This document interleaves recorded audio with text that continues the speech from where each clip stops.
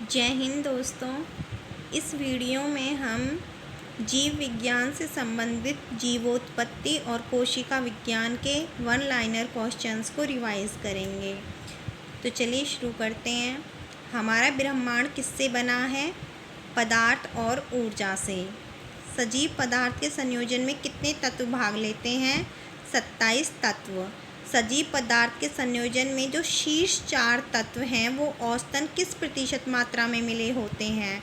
तो 27 तत्वों में जो शीर्ष 4 तत्व होते हैं उनमें पहला है ऑक्सीजन जो कि 65% होता है, कार्बन 18.5%, हाइड्रोजन 9.5% और नाइट्रोजन 3.3%। नेक्स्ट देखिए लघु तत्व।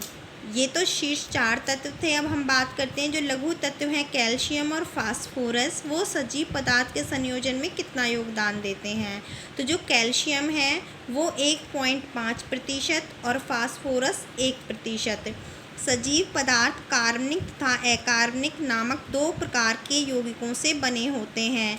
इसमें कार्बनिक यौगिक, कार्बनिक में कौन से आते हैं? प्रोटीन, वसाएं और कार्बोहाइड्रेट। इन तीनों का सजीव के निर्माण में औसतन कितने प्रतिशत का योगदान होता है? तो देखिए जो प्रोटीन है उसका 14%, वसाओं का 3% और कार्बोहाइड्रेट्स का 1% योगदान होता है सजीवों के निर्माण में।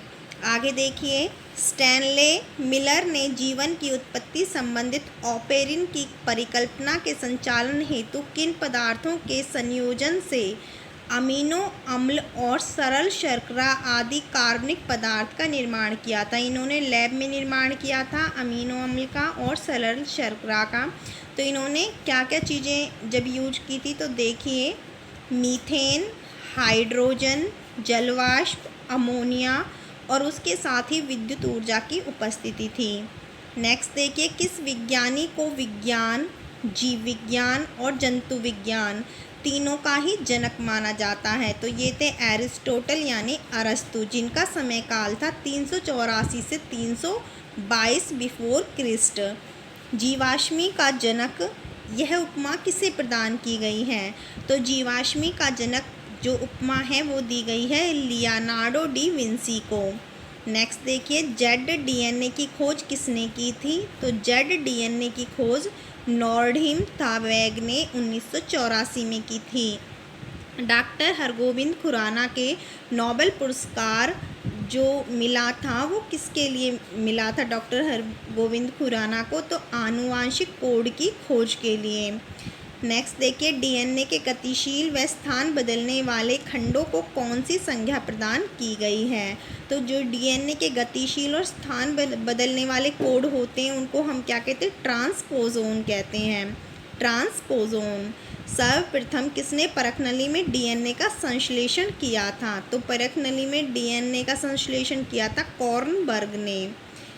जंपिंग जीन की खोज किसने की? तो जंपिंग जीन की खोज मैकक्लिंटॉफ ने की थी। किसमें? जो हमारी मक्का होती है उसमें। नेक्स्ट देखिए डीएनए से आरएनए के संश्लेषण को क्या कहते हैं? तो डीएनए से आरएनए के संश्लेषण को अनुलेखन या ट्रांसक्रिप्शन कहा जाता है। समसूत्री विभाजन की खोज किसने की थी? तो समसूत्री विभाजन की खोज वाल्थेर फ्लेमिंग ने की थी। इन्होंने सबसे पहले जंतु कोशिका में देखा था इसको, समसूत्री विभाजन को, और उसके बाद इसको माइटोसिस नाम दिया था। समसूत्री विभाजन को माइटोसिस नाम दिया था इन्हीं ने, वाल्थेर फ्लेमिंग ने ही। डीएनए था हिस्टोन प्रोटीन कोशिका की किस अवस्था में बनते हैं? तो डीएनए और हिस्टोन प्रोटीन किस अवस्था में बनते हैं? कोशिका चक्र की एस अवस्था में बनते हैं। कैंसर किस कारण से होता है? तो जो हमारा सूत्री विभाजन है अगर इसको नियंत्रित करने वाली प्रक्रिया जो है वो बंद हो जाती है, इस पर कंट्रोल खत्म हो जाता है तो कैंसर रोग होता है। तो देखिए सूत्री विभाजन को नियंत्रित करने वाली प्रक्रिया के बंद होने पर शरीर में घावों का भरना किस प्रकार के कोशिका विभाजन का परिणाम होता है?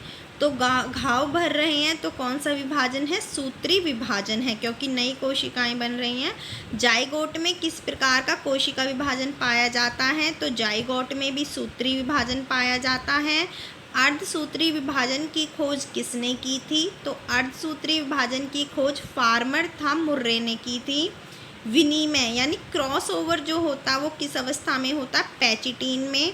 गुणसूत्रों की संख्या घटकर आधी किस अवस्था में रह जाती है? तो प्रथम एनाफेज में। जो हमारे ठोस आंतरांग हैं, जैसे कि हमारी जिह्वा, किडनी, यकृत, तिल्ली, तो इन सब के ऊपर एक उत्तक होता है, रक्षात्मक आवरण होता है। इन सभी के जो उत्तक है ना, उसका एक रक्षात्मक आवरण होता है, तो उसको क्या कहते हैं? तो वो किसका बना होता है? तो वो होता है इपिथीलियम का। इपिथीलियम का रक्षात्मक आवरण होता है इनके ऊपर।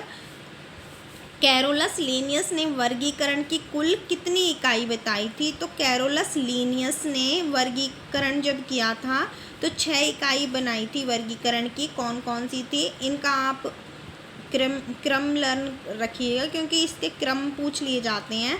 तो जाति, जाति के बाद वंश, कुल, गण, वर्ग और संघ। दोबारा देखिए, 6 बताई थी इकाई, 6 इकाइयों में बांटा था, जाति, वंश, कुल, गण, वर्ग और संघ। वायरस की खोज किसने की थी? तो रूसी वनस्पति शास्त्री इवानोवस्की ने 1892 में वायरस की खोज की थी। वे पदार्थ जो वायरस को नष्ट कर देते हैं उनको क्या कहते हैं? तो वायरोसाइड, VIRUCIDE, वायरोसाइड कहते हैं। जैसे कि हमारे अंदर भी जो हमारी आत्मरक्षा हेतु जो कोशिकाएं होती हैं, वो जो छोड़ती हैं वायरस को मारने के लिए, जिन्हें तो उनको भी वायरोसाइड ही कहते हैं। वो वायरस को क्या कर देते हैं? ख़त्म कर देते हैं। तो ये क्वेश्चन भी है कि वे पदार्थ जो वायरस को नष्ट कर देते हैं उनको वायरोसाइड कहते हैं। और वायरस संक्रमित कोशिका यानी जिन कोशिकाओं पे वायरस का संक्रमण हो जाता है, तो वो आत्मरक्षा हेतु खुद को बचाने के लिए किसका श्रवण करती हैं? तो वो करती हैं, किसका श्रवण करती हैं? इसका इंटरफेरोन का। तो ये इंटरफेरोन क्या है? ये वायरोसाइड का ही एक एग्जाम्पल है। वायरोसाइड यानी जो वायरस को मार देते हैं, तो वो कोशिकाएं क्या निकालती हैं बॉडी के अंदर? इंटरफेरोन। तो इंटरफेरोन क्या? वायरोसाइड का एक एग्जाम्पल है। गंगा नदी को शुद्ध करने में अपमार्जक का जो प्रयोग मतलब जो कार्य है वो कौन करते हैं? तो वो जीवाणु भोजी करते हैं। जीवाणु भोजी क्या होते हैं? ये एक प्रकार के वायरस होते हैं जो जीवाणु ईटर होते हैं, जीवाणु को खा जाते हैं यानी ख़त्म कर देते हैं। वायरस किसके बने होते हैं? तो वायरस किसके बने होते हैं?